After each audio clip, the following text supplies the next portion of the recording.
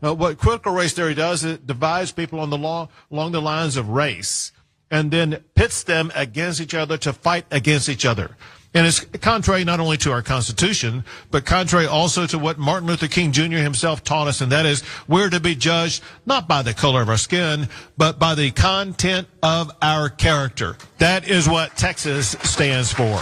You think about what MLK stood for. He said he didn't want people judged on the color of their skin, but on the content of their character. You listen to some of these people nowadays, they don't talk about that. Critical race theory goes against everything Martin Luther King has ever told us. Don't judge us by the color of our skin. And now they're embracing it, right? They're going backward.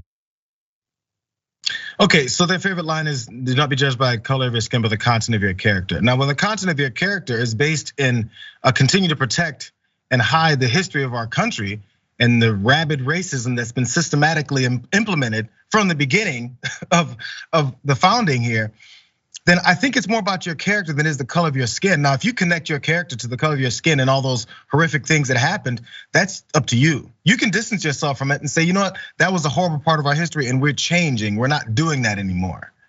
Yeah. But instead, we'll just claim to and say Martin Luther King has our back on that. Let's get to a few actual things that Martin Luther King said about color and also education, specifically education here.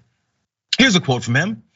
Whites, it must frankly be said, are not putting in a similar mass effort to re-educate themselves out of their racial ignorance. Wow.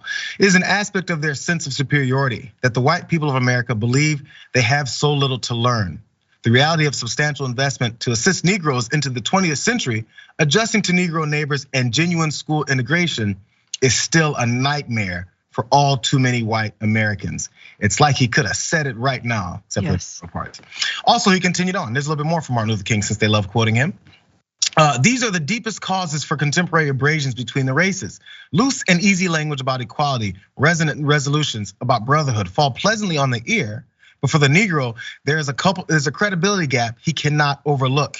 He remembers that with each modest advance, the white population promptly raises the argument that the Negro has come far enough. Each step forward accents an ever-present tendency to backlash. Wow.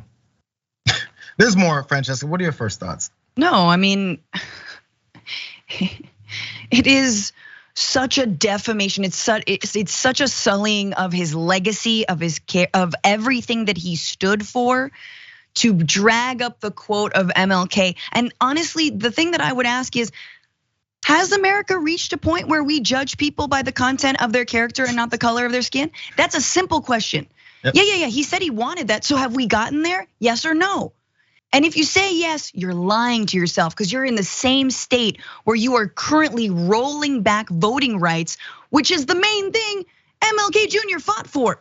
So as you reject mail-in ballots currently on this Tuesday of the primaries, you're speaking out of both sides of your mouth here. So yeah, you can say that however you want, but the thing that conservatives hate is that you even mention that we haven't gotten there, that you talk about how the judicial system is racist, right? Not individually, but put together, that housing can be racist, right? That all different systems, that education, that so many ways that we have ongoing segregation, an ongoing two-tiered system in this country, depending on the color of your skin. They want to ignore that. That for them is the racism. These guys have codified reverse racism, a thing that does not exist.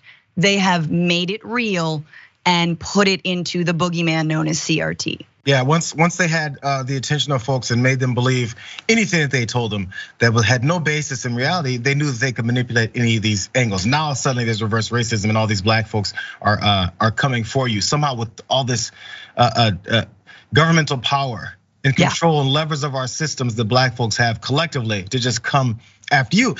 So they've got them convinced, and now they've got enough pushback from that and think that they're being attacked, and then there's the victims through all of this. When it's as simple as acknowledging our history, and it's as simple as accepting that we could be better. And oddly, I don't know how they don't see that yet. Actually, I think they do.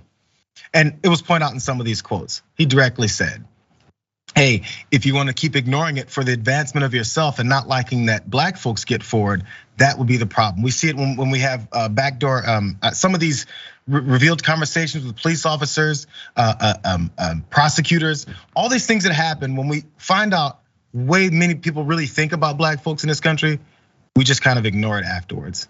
And then say, Martin Luther King would not like you to judge me based off of what I just said and did to you. Yeah, he would.